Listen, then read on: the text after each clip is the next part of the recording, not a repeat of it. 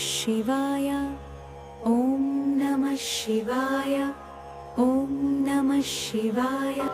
ये कथा है एक ऐसे धनी व्यापारी की जिसके पास सब कुछ था, धन, मान, प्रतिष्ठा, पर नहीं था तो केवल एक संतान, एक पुत्र जो उसके वंश और व्यापार को आगे बढ़ा सके। नगर के कोने कोने में लोग उसकी तारीफ करते थे, लेकिन उसके मन का खालीपन, उसकी रातों की नींद और आंखों का चैन सब कुछ छीन ले गया था। हर दिन की शुरुआत चिंता से होती और हर रात का अंत निराशा से। पर उसने हार नहीं मानी। उसने सोमवार के दिन भगवान शिव की आराधना शुरू की, विधिपूर्वक व्रत करता और हर सोमवार शाम शिव मंदिर जाकर घी का दीप जलाता। उसकी भक्ति इतनी सच्ची थी कि मां पार्वती स्वयं प्रसन्न हो गई। मां पार्वती प्रसन्न हो गई और भगवान शिव से उस व्यापारी की मनोकामना पूर्ण करने का निवेदन किया। प्रभु, ये व्यापारी सच्चे मन से आपकी भक्ति कर रहा है, इसकी मनोकामना पूर्ण कीजिए। भगवान शिव बोले, हे पार्वती, इस संसार में सबको उनके कर्मों का ही फल मिलता है, परंतु तुम्हारे आग्रह पर मैं इसे पुत्र का वरदान देता हूं। किंतु ध्यान रहे, यह पुत्र केवल 16 वर्षों तक ही जीवित रहेगा। उस रात व्यापारी को स्वप्न में भगवान शिव का दर्शन हुआ और उन्होंने यह सब कहा। व्यापारी की आंखों में आंसू थे, खुशी के और डर के भी। पुत्र तो मिलेगा, पर ज्यादा दिन नहीं रहेगा। कुछ ही महीनों बाद व्यापारी के घर एक सुंदर बालक ने जन्म लिया। पूरे नगर में उत्सव मनाया गया, लेकिन व्यापारी की आंखों में हमेशा एक छाया रहती, क्योंकि वह जानता था कि यह सुख चिरस्थायी नहीं है।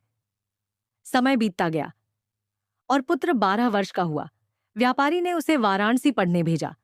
अपने मामा के साथ दोनों निकल पड़े शिक्षा के पथ पर, और जहां भी रुकते, यज्ञ करते, ब्राह्मणों को भोजन कराते। एक दिन वे एक नगर में पहुंचे जहां राजकुमारी का विवाह होना था। बारात तो आ गई थी, पर वर एक आंख से काना था। वर के पिता को भय सताने लगा कि कहीं राजा विवाह न तोड़ दे। तभी उसकी नजर व्यापारी के सुंदर पुत्र पर पड़ी। उसने सोचा, क्यों न इसे ही नकली वर बनाकर विवाह करा दूं, फिर धन देकर विदा कर दूंगा। मामा भी लालच में आ गए और विवाह हो गया। राजकुमारी की विदाई भी हो गई। पर बालक सच्चा था, उसने झूठ को छिपाया नहीं।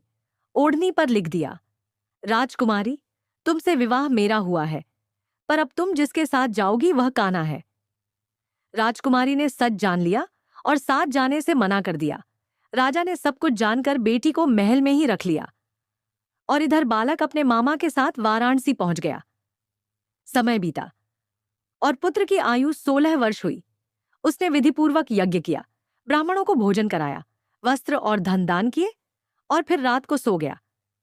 लेकिन उसी रात वरदान के अनुसार उसके प्राण निकल गए। मामा बिलक बिलक कर रोने लगा। उसकी चीखें आसमान चीरने लगीं। यही रोने की आवाजें भगवान शिव और मां पार्वती तक पहुंची। मां पार्वती बोली, प्रभु, मैं यह सहन नहीं कर पा रही, कृपा करें, इस पुत्र को जीवन दान दे। भगवान शिव ने कहा, हे पार्वती, यह वही व्यापारी का पुत्र है जिसकी आयु 16 वर्ष थी, परंतु तुम्हारे आग्रह पर इसे जीवन दान देता हूं। कुछ ही क्षणों में वह पुत्र जीवित हो गया। आंखें खुली, सांसें लौटी, जीवन फिर मुस्कुराया। शिक्षा पूरी करके वह फिर उसी नगर गया जहां उसका विवाह हुआ था। वहां यज्ञ चल रहा था। राजा ने उसे देखा, पहचाना और सब जानकर बहुत प्रसन्न हुआ। इस बार सच्चे अर्थों में पुत्रवधू को विदा किया गया और ढेर सारा धन, वस्त्र देकर उनका सम्मान किया गया। इधर व्यापारी और उसकी पत्नी भूखे प्यासे बेटे की प्रतीक्षा कर रहे थे। उन्होंने प्रतिज्ञा ली थी कि यदि मृत्यु का समाचार मिला तो वे प्राण त्याग देंगे। लेकिन जैसे ही बेटे की खबर मिली, उनकी खुशी की कोई सीमा नहीं रही।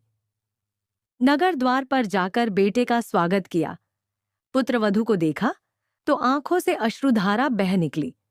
भगवान शिव की कृपा ने उन्हें सब कुछ लौटा दिया था। उसी रात शिवजी फिर स्वप्न में आए।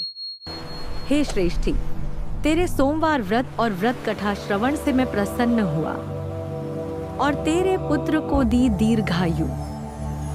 इसी प्रकार जो भक्त सोमवार का विधिवत व्रत करते हैं उनकी सभी ओम मनोकामनाएं नमः पूर्ण शिवाय। होती हैं।